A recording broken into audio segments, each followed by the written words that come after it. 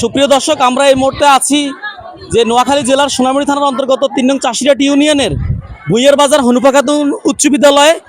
আমরা জেনেছি যে সাম্প্রতিক সময়ে ছাত্র এবং শিক্ষকের মাঝে যে অপ্রত্যাশিত ঘটনা ঘটেছে, আমরা এখন স্যারের কাছ থেকে এবং এখানের যারা আছে ওই দিন দেখেছে তাদের কাছ থেকে বিস্তারিত জানবো। দর্শক আমাদের সঙ্গে থাকুন। নিজে চলে আসছে, আসার পরে আমরা তো ওইখানে অনুষ্ঠান করতেছি।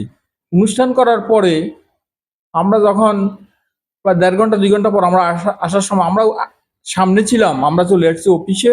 হেড স্যার এবং আমাদের ইংরেজি শিক্ষিকা মালিয়া জাহানেরা পরে দিয়ে আসছে।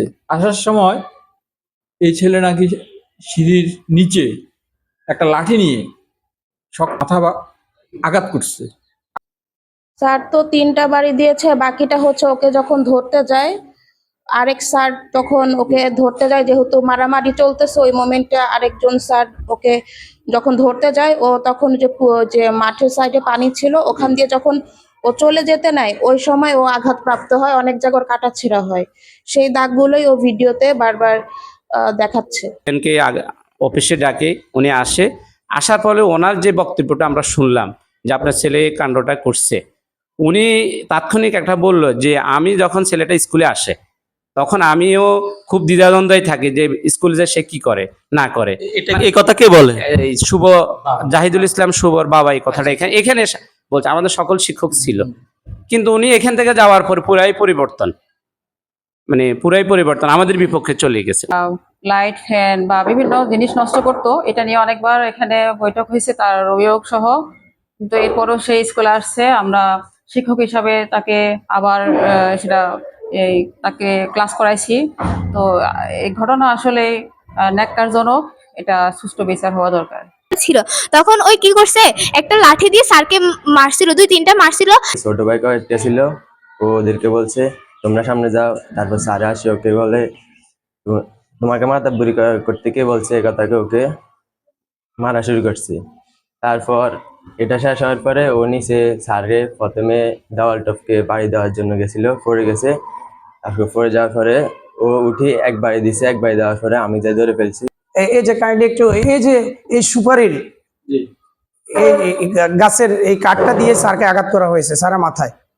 স্যারে পরবর্তীতে হাত দিয়ে এটাকে প্রতিহত করার চেষ্টা করে। এরপর ছেলেটা আমাদের এর আগে আরো অনেকগুলা ঘটনায় ঘটিয়েছে, এবং আমাদের স্কুলের ওই বাথরুমের দরজা, স্কুলের আপনার সুইচগুলা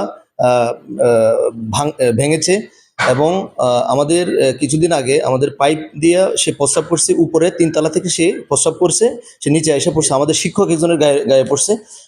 অভিভাবক তার বাবাও এটা বলছে যে ঠিক আছে, পরবর্তীতে সে সংশোধন হবে।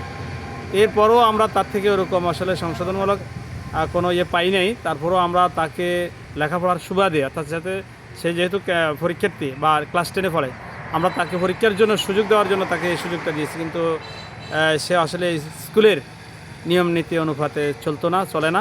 যখন ঘটনাটা শেষ হলো, আমরা অফিসে বসার পরে ওই ছাত্রের বাবা আসলো অফিসে। আসার পরে উনিও খুব দুঃখ প্রকাশই করছে আমাদের সাথে, যে আসলে এই ছেলে যে যখন স্কুলে থাকে আমি আতঙ্ক থাকি।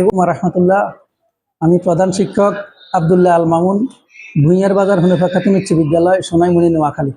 না বসে আমাদের অ্যাসিস্ট্যান্ট হেড স্যারও বলছে যে বসো, এখানে বসো তুমি। সে বাইরেই চলে গেছে। সে ওই দিন আর আমাদের এই জুলাই শহীদ দিবসের অনুষ্ঠানটা সে বর্জন করে চলেই গেল।